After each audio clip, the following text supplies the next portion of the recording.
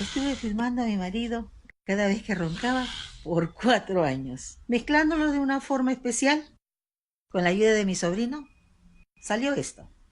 Espero lo disfrute.